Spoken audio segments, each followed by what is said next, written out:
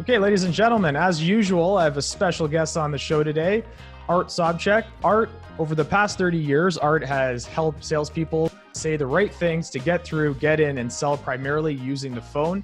He's a speaker, trainer, author, podcaster, and lifelong salesperson. Art received the Lifetime Achievement Award from the American Association of Inside Sales Professionals.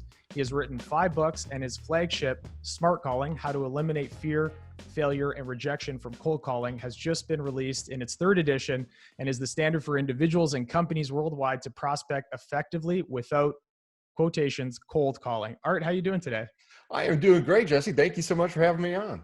Well, I'm really excited to have you on. Smart Calling is really where I became aware of your, basically aware of you and what you do. And in addition to that, your podcast, which was extremely helpful over the last few months as an investor and as in brokerage. So I thought our listeners really need to hear what you have to say, because I think now in 2020, especially, we find that we're using the phone again in kind of a renewed way that I'd like to talk to you about. So yeah, thanks for coming on. And I guess just as a background, what we like to do with our guests is talk a little bit about your background, how you came into the sales space, and how you got started.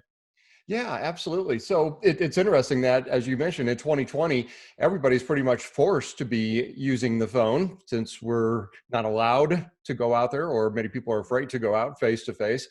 And for some, this is a new thing for them. They really hadn't been doing this before. However, in my case, I've been teaching this for over 30 years. I actually got my start in my first sales job, my first paid sales job. I was 13 years old, and I would take a bus down into downtown Omaha, and my voice had changed at the time. So I was hired to do a telemarketing where we were selling tickets to the Policeman's Fundraiser Circus. And in retrospect, I don't even think there was a circus. I think it was a big scam. But anyway, that was my first paid sales job in a boiler room, and it seems like I gravitated towards those type of sales jobs all throughout high school and college. And as it turned out, my first corporate sales job was with the old AT&T way back in the day, doing sales, doing inside sales, and also consulting with companies on how they could do it themselves. And left there after a short period of time and started my consulting and training business. And here I am 30 plus years later, an overnight success. Yeah, the 30 years in the making. That's great. So for us, what we often hear about sales in general, and I'm sure you've dealt with this over your career, is just that it's a bad word. It's an industry that people oftentimes don't have trust with, and people are afraid to use it, and people are afraid to put the salesperson quotation as a profession that we should really admire in a lot of ways. Can you talk a little bit about why you think that connotation, even today, still kind of exists, and why it is an unfair characterization of sales in general? Well, I actually think it's a fair characterization based on people's evidence. The evidence being the number of poor salespeople out there who have really jaded the whole profession of sales in many people's mind. And we've all been subjected to horrible salespeople, bad pitches, unethical salespeople, and as a result, stereotypes have been formed. So, and that, and plus the fact that just, I mean, psychologically, we don't want to be sold. Being sold meaning being pushed. We're having somebody try to pitch their ideas on us, trying to sell something that we don't want or we don't need, maybe using some high pressure. So yeah, I mean, it's no wonder that sales has been given and earned that connotation. Now, with that being said, sales is the greatest profession in the world when done professionally. And as the old saying goes, nothing really happens until something is sold. And actually, let's turn that around and say nothing really happens until somebody buys something. And my definition of sales in the professional sense is simply helping people. And it's helping people buy. And when done professionally, the person at the other end doesn't feel like they need a shower. Matter of fact, they don't feel like they were sold. They felt like they were empowered. They made the decision and they really enjoyed the experience. And that's what professional sales is all about. And that's what I've been teaching for 30 plus years. And my specialty, of course, has been doing that over the phone, which is much harder than doing it face to face, because we're losing over half our means of communication. Of course, today video helps that a little bit, but still nothing beats being out there face to face, unless of course somebody's wearing a mask. Then it makes it a little bit harder to communicate. For sure. So since the shuttle launch and we went to the moon, I think in our hands we have more computing capacity than the computers that they used back then. So the phone has evolved over time, but the concept of cold calling via phone, I think, has changed to a certain extent. Why do you think the phone is so vital and so important with calling? And maybe you could, I'll ask a leading question. Why is phone cold calling not dead? Well, actually, I would say that the cold part is dead, but not the calling. And if you think about it in a business sense, calling somebody is the quickest, cheapest, and probably easiest way to initiate a sales conversation with someone who we had never ever had contact with before, and who was not expecting to hear from us, and matter of fact didn't even know that we existed. Now, people will say, well, you can use direct mail, you can use email, you should use social media and all this stuff. Yeah, you can do all that, but I could grow a lot older and a lot grayer waiting for somebody to respond to some marketing outreach, as opposed to me just simply picking up the phone and engaging somebody in a conversation right away. Now, there's a right way and a wrong way to do that. And that the cold part would be the wrong way to do it, and smart calling would be the right way to do it. And probably that would initiate the next question, which is, what is smart What is calling, smart right? calling? Yeah. Hey, just let me go, Jesse. I'll just do the show myself.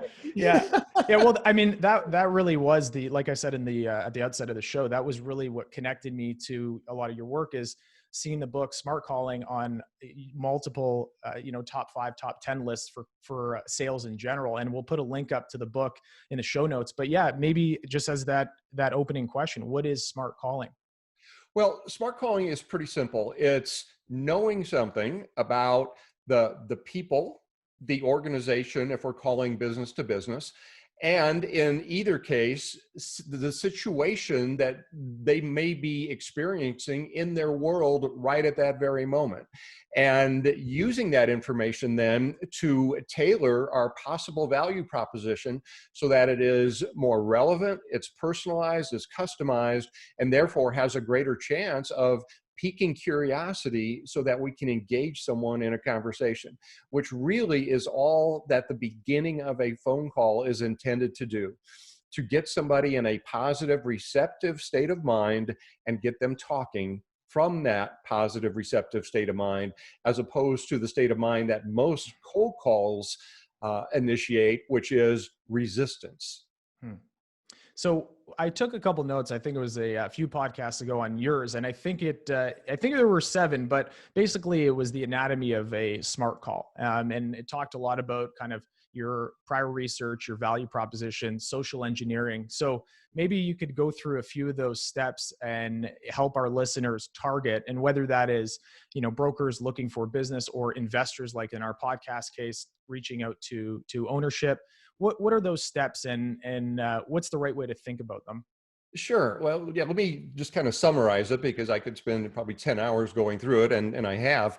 So the first step in the process is big picture, and that is identifying what is your possible value or in general, what is the possible value that you provide?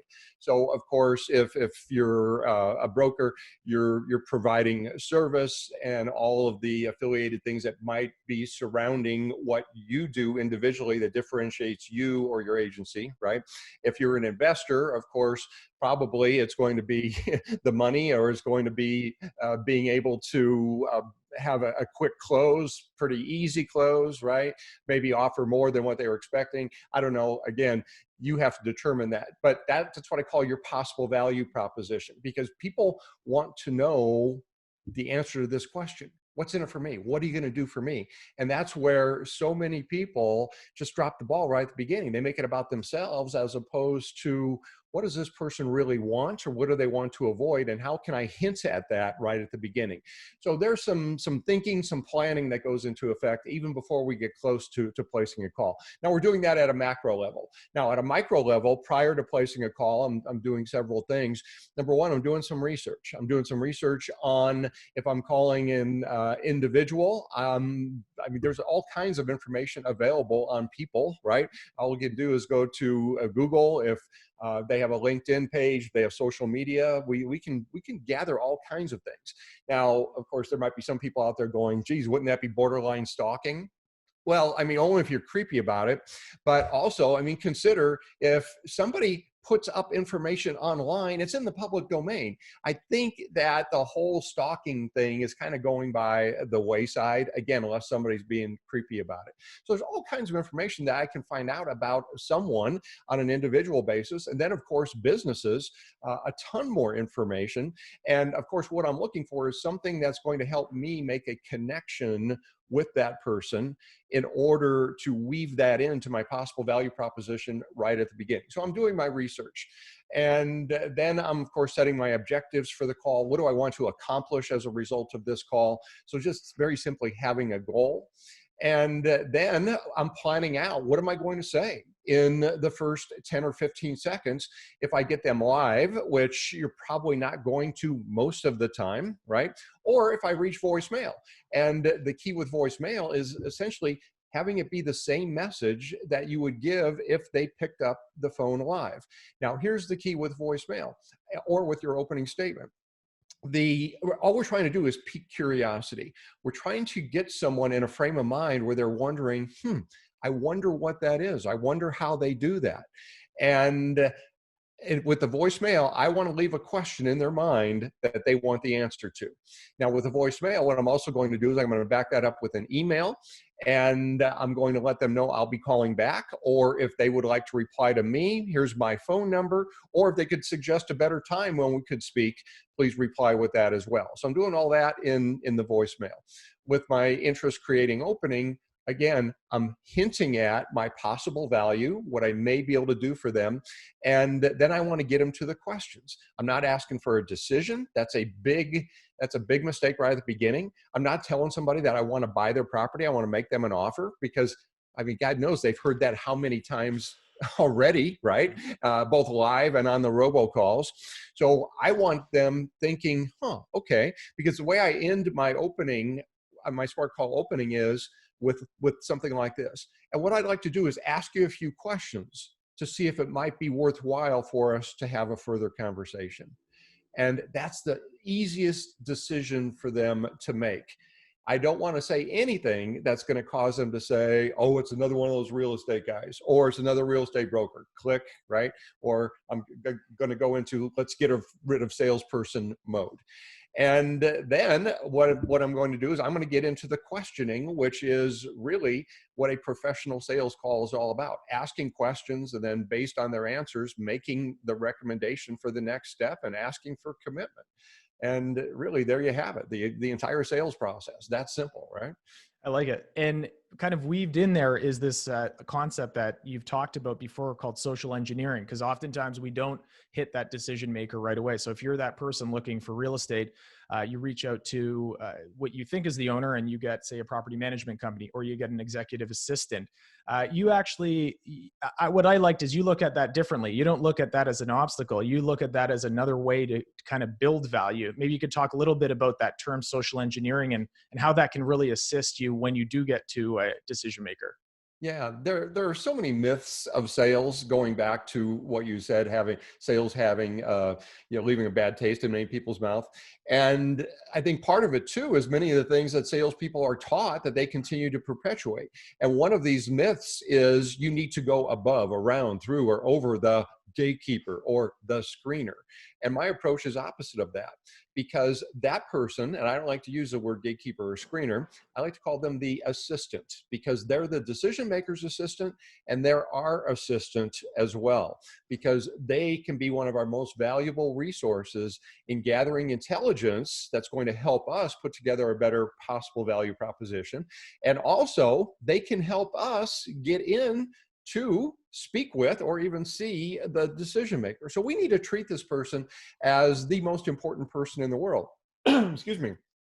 Also, anybody we come in contact with, we want to treat as the most important person in the world, which leads us into social engineering. Social engineering, by definition, is simply asking questions of anyone for the purposes of gathering intelligence. Now, the term was popularized notoriously by computer hackers back in the mid-90s, who would call into companies, and still do, by the way, phishing for information so they could hack into the computer system or phone system. But we're going to use social engineering for reputable purposes because, again, we're just simply trying to help the decision maker. So what I want to do is, whomever I'm speaking with in that organization, before I get to that decision maker, I want to ask them some questions. So I want to find out, are they looking to expand? Are they looking for more office space? Who are they represented by now? What do they like? What don't they like? All these things that might help me have an edge that I can hint at when I'm putting my message together for the decision maker. And some people say, well, people are busy. They're not going to answer those questions. Well, you know what? People are conditioned to answer questions if you ask them. And I've got a process, pretty simple process, where I suggest identifying yourself, your organization, use the magic H word, I hope you can help me, and then using what's called a justification statement, where I'm giving a reason for asking the questions. So it'll be like this. Hey, Jesse, our subject here with Business by Phone. And I'm going to be speaking with your VP of Property Management. And I want to make sure I'm prepared when I do. Now, that was the justification statement. So what did I just do there? I actually, if I'm talking to an assistant, I'm helping them do their job, because I told you I want to be prepared when I speak to that person. I'm not just trying to blow my way through. And then I end that with, and I'd like to ask you a couple questions. Now, notice the wording there. I'm not saying, may I ask you some questions, which, by the way, is a question in and of itself. I say, I'd like to ask you a few questions. And normally the response is, oh, okay. And now I just simply ask the questions. Simple as that. So there's a few things, and you said myth before, and I just find that salespeople, there's a number of ways that we do calls, and I've heard from time to time younger guys in our company and gals that will get on the phone, say, hey, Art, Jesse Vergali from XYZ, how you doing today? Awkward pause. What are your thoughts on the opening of, you don't know this person, you're saying, how are you doing? Like, when you're trying to get on a call, are you trying to identify who you are, where you're calling from, and then just get into it? Well, yeah, this has been a point of contention and argument forever. And that is, matter of fact, a friend of mine right up there from Canada, Jim Demansky, who's also a sales trainer, came up with the term for that. He calls it the hate statement, HAYT, how are you today? Or the hate question. And my feeling on that is that it really depends. It depends on, are you comfortable using it? I mean, let's face it, if we're face to face, we're normally going to have exchange some pleasantries before we get into business. Now, the phone is more of a formal business tool, so it is more acceptable to just get right into business. However, some people still are conditioned to have a little bit of small talk. So what I tell people is, it always depends, number one, on you and how comfortable are you with it. And normally when I'm in a seminar or a workshop, I ask people, how many love to do it? How many hate to do it? And normally I'm getting about maybe 20, 30% on each side. Everybody else is in the middle. It kind of depends. For me, it kind of depends. It depends on, how do they answer the phone? What kind of vibe am I getting? What kind of tone of voice am I getting? And if I detect that this is somebody that is probably a little bit more friendly, probably a little bit more used to small talk, I will use a variation. I'm not going to say, how are you today? All right. It's going to be genuine and say, what's today? How's your Monday afternoon going? Or hope you're having a great day. A variation. So it's not something that sounds the same as everything else. And if you are going to use it, listen to the answer. If somebody says, wow, it's been a tough day today. Oh, how so? As opposed to, oh, fine, thank you. Hey, the reason for the call is. Yeah, that's a great point. And maybe you could talk a little bit about, you've talked about the things you should do. What are some things you see time and time again that are just right away things that we should be avoiding, and some of those mistakes that people make on the phone when they're calling? Well, one is not having any possible value for the person at the other end of the line, because again, the only reason they're going to stay on the phone with you is that they see something of potential value. Now, what we don't want to do, with that being said, is just give our entire pitch or ask for a decision. So those are mistakes.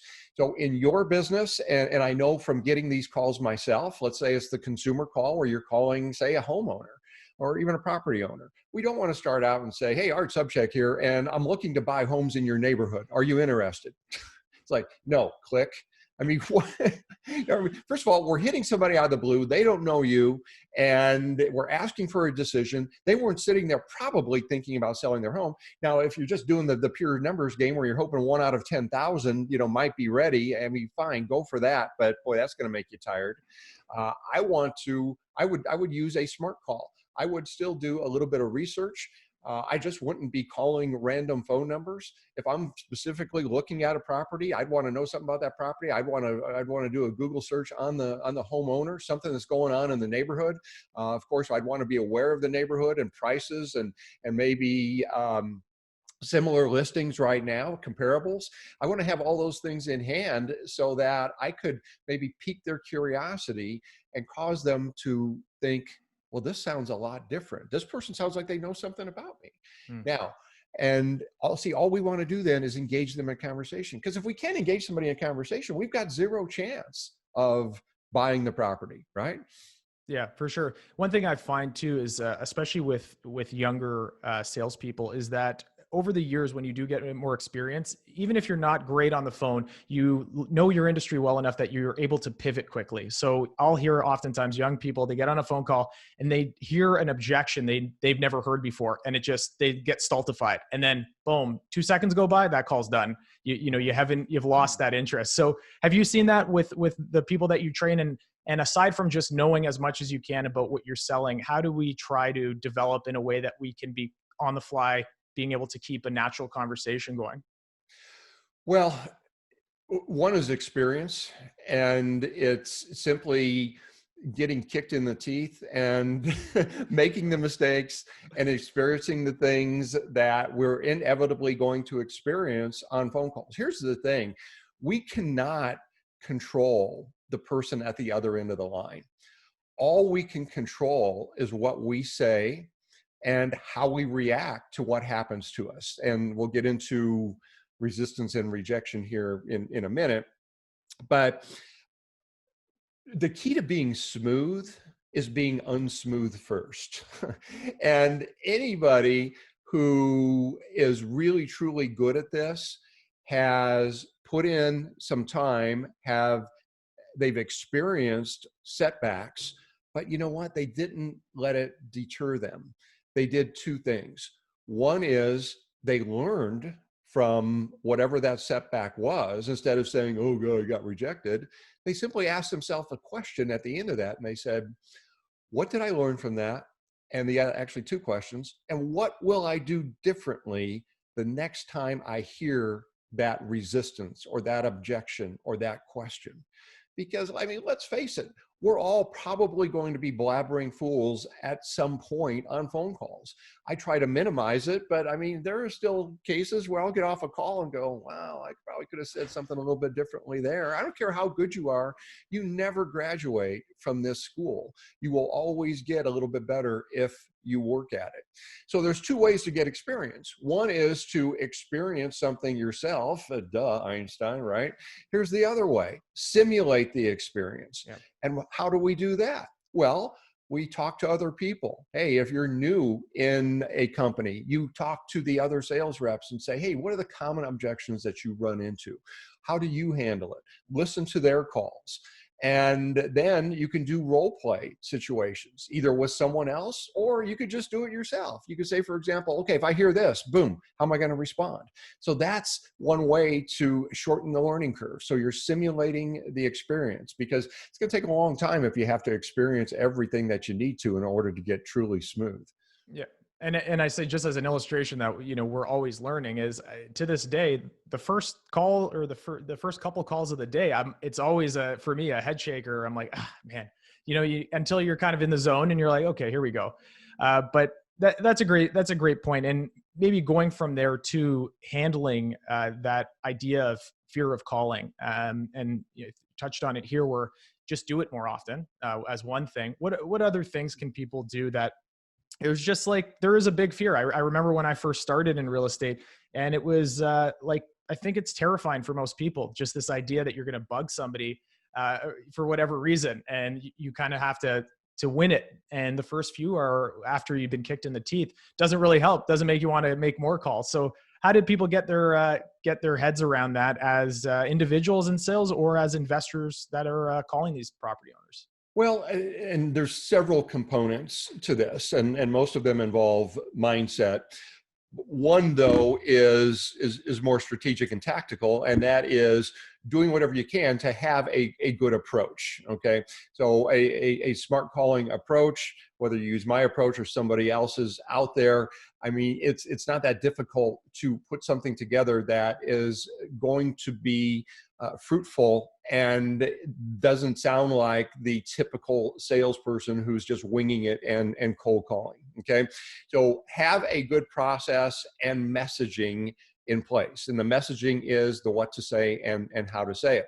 Now, with that being said, I firmly believe that about 90% of everything we accomplish in life is due to how we feel before and when and after we're doing it. And the problem with a lot of people is that they look at what happens to them on phone calls as this thing called rejection. That's another myth of sales that's been perpetuated. You got to love rejection. For every no you get, you're that much closer to a yes. No, you're not. If you're not doing the right thing, you're going to continue to get the bad result that you don't want, that's giving you the bad feeling. So what we're doing on our calls is going to create an experience. How we react to that experience is totally under our control. If we call it rejection, we're going to feel like we were rejected. But if we look at that call and we say, all right, well, at least I asked this question, at least I found out they're not a prospect, at least I kept the door open for a future contact because they may be open to selling in 6 months. Now, all of those are possible wins. I mean, they're not huge things unless, of course, you consider your attitude to be a huge thing, which actually it is. See, when we're in sales and if we're prospecting, we're actually doing the equivalent of going out on the highway, that 4-lane highway, and playing in heavy traffic. Occasionally, you're going to get sideswiped. Every once in a while, you take one broadside. Now, how you react to that really is going to determine how well you're going to do the rest of the day, the week, the month, the year, your career, for that matter. So really, it's just a matter of telling yourself a different story about the experience. Rejection is not an experience. It's the negative story someone tells themselves about the experience. Yeah, for sure. And I think for our industry in real estate, you try to explain to people that, listen, the average holding of a property, say in a specific asset class, might be 7 years. You can't think that you're going to call this person and then you're just going to line up a sale right away. Oftentimes, these are relationships that we develop over years. Just a perfect example is I connected with a client that I had been following up with for 1.5 years. And every time, if I took it as a rejection when they said, just bugger off for now and for now and for now, until eventually during COVID, oh, you know what? We're looking at doing something different here. Thank you for following up again last week with the summary you gave us on the report. And had I not continued to follow up, it would have just gone by the wayside. So I think that's a great point. One thing I wanted to touch on here is, given 2020 right now, we've got Zoom, we've got email, we've got all these additional items. And I think it was a guest you had on your show that said something to the effect of phone has never been more intimate than right now. And I think what he was getting at was the fact that a lot of times these Zoom calls, we are being seen by people. So we're kind of like this, we're tightened up. Where now when I pick up the phone, it's almost a relaxed setting. Can you talk a little bit about how you think the impact of this pandemic has impacted calling by phone and what you think will be the result of that with your crystal ball? Well, I've never been very good at predicting the future. However, what has happened is that the people who were doing this well, doing this meaning using the phone, before the pandemic are now absolutely killing it because, of course, everybody is being forced to do it. And if somebody right now isn't good or comfortable with it, you know what? This is a learned skill. You can get comfortable with it. And is it more intimate? Is it more relaxed? Yeah, I mean, there are a lot of people that are suffering from Zoom fatigue right now, and they hate to be on camera, and it's just not their thing. So by using the phone, everybody speaks all the time, right? And the key, again, is being conversational, being natural, but by the same time, being competent and confident in what you're saying. People want to speak to someone who they perceive as being an expert in their field.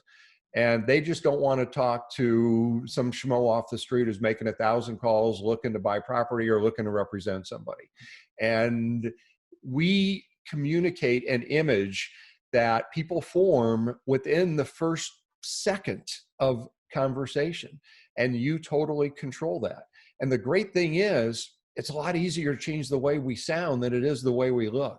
So we can record ourselves. And if we don't like what we're hearing, hey, figure out what that is. And whether it's your tone, whether it's the ums, ers, or ahs, whether it's your cadence, any of those things, we can work on all those. And again, that's I mean, we're in the performance business. And every performer has their performances recorded and critiqued, and that's how they improve. And that's what we should be doing. Every salesperson should be doing if they have the desire to be the best at what they do. That's a great point, and it's always amazed me because we talk about practice in sports so much. In our industry, I think disproportionately, especially in Toronto, a lot of hockey players, a lot of ex-hockey players. So you have this idea of constantly training, practicing, and then you ask, do you guys practice at all when it comes to cold calling? And usually the answer is no. We pick up the phone, and we hope we get better year after year. I'd like to talk about the process that you use or that you teach when it comes to a little bit of the strategy of calling. And what I mean by that is the call, the email, the follow-up. Do you have a protocol that you like to see that, you do that call and then right after the call, you're sending an email, or do you have a little bit more of a drip campaign? Well, I don't suggest any one size fits all for everybody. That's where I differ from a lot of people out there. Some people will say, well, this is the system, you should be following it. It's like, are you kidding me? I mean, how do you build a house? I don't know. What size of house? What kind of house, right? So I suggest that there are a variety of different options available to us. So for example, if you want to warm up the call, there's a lot of different ways to do that. We can send an email. We can send an in-mail on LinkedIn. If we have their cell phone, we may be able to send a text. I'm not sure if you can do that up in Canada. I'm not even sure if we can do that here, unsolicited. But you'd have to be careful with that as well. I'm a believer in sending things physical through actual mail. Because if you think about it today, what is old is new again. And there's one thing that's guaranteed to always get opened, and that's a handwritten note with a live stamp on it. That's always going to get opened. And me personally, when I want to make an impact with somebody, I have the luxury of being able to send a copy of a signed book. And I know you had mentioned sending somebody a report. And I mean, the opportunities here are limitless. So if you want to warm up a call, make sure that you're not just sending something where it's all about you and you're sending a pitch or asking for a decision. Okay, you're just piquing some curiosity. Then the phone call itself, of course, the goal is to open up a conversation, get somebody interested, get them curious. And the goal of every call is to end with some type of commitment for the next action, whatever that next action might be. And as you mentioned, it's probably pretty likely you're not going to get a sale on every single call. Or most of the calls you're not. But I would like to get some kind of commitment that something's going to happen between now and the next call. And it could be as minor as we're going to leave the door open to the future contact, kind of like you said, where you had somebody that you're only talking to maybe every 6 months or so. Now, after that, What's the follow-up procedure? Well, you could have a stay in touch campaign. Again, depending on what your objective is with somebody and how long you feel the sales cycle might be. It could be maybe touching them every 3 months or so with some type of value, some type of report, similar sales in their area or listings or so on. And then placing that follow-up call. And then the follow-up call, again, should tie into the previous call, where whatever it was that you had discussed, if they were interested in something, and then bringing something new to the table for this call as well. Again, bringing some potential value. Because really what you want is when they are ready, you want them to think, yeah, Jesse's been contacting me and he's been giving me all this great information. That's the guy I think that would be right for working with us and representing us. That makes a lot of sense. And I think just to that example that I gave, one of the other questions I would have is that the follow-up, by definition, you're following up with something. But oftentimes, as you know, we'll send an email, we don't get anything back. Send another email, add value, don't get anything back. Is there a certain point where you cut your losses with that, or do you always just try to continue to kind of either by phone or by email? Because with that example, I was sending kind of, I would put it out there and oftentimes it would go a very long time without a response at all. And had I just stopped that, we wouldn't be transacting now with them. So what's your take on that? Well, again, it depends. It depends on what is the potential of this prospect. So if I'm prospecting a big name, an Amazon or Google or anybody with a lot of potential, I'm probably going to be less likely to give up on that person. But somebody else, maybe I will decide that I've reached the point of diminishing returns here. In that case, I might just use a last resort technique. It might be, hey, Jesse, I've reached out several times about, now again, you want to always reiterate the potential value here. I'm going to assume at this point, since we've not actually spoken, this may not be a priority for you right now. If things change, keep in mind that, now here is where I would add something about what we do. And it's only here where I would mention that. Because now, and of course, this would be some potential value. We've represented many other property owners or people looking for property in your situation. And here's what we've been able to help them do. And if you find things are changing, or if you're noticing this, I would insert a problem. Keep in mind that we could help you with that. Yeah, Here's my number. Keep my information on file. Sorry to interrupt there. That's a great point. And I would only add to that something that my partner and I, what we will often do is we'll see if there's something topical. I don't know if you noticed, Brookfield Properties bought the property adjacent to yours, 3 weeks ago, or there was a zoning change. And then, okay, wait a minute, when was this? A week ago? And sometimes it just kind of shakes up somebody that had gone cold. Art, I think we've done the fastest, basically primer on your book and smart calling, because we're almost at the end here, and we normally ask all of our guests 4 questions, a little bit of a rapid fire. So if that's all right with you, I can get started. Okay, I haven't prepared, so go ahead. Well, you're pretty quick on your feet. So what's something that right now in your career, whether that's in business or specifically in sales or training, that you wish you knew when you started? If I had to do anything differently, I would probably have specialized more in a niche that was very specific, as opposed to more of a general niche, which is, of course, the phone. Now, of course, I've done very well in that area, but as people say, the riches are in the niches. So if you can be known as the guy or the gal in this particular area, as the go-to, as the specialist, as the expert, then people will seek you out more often. And of course, you will have a higher level of status or authority in your area. And with that being said, become the person, the expert in that area. Who are some of your early mentors, and what are your views on mentors in general? Well, I would say everybody learns from everybody else. I mean, we don't really have original thoughts, right? So who were some of my early mentors?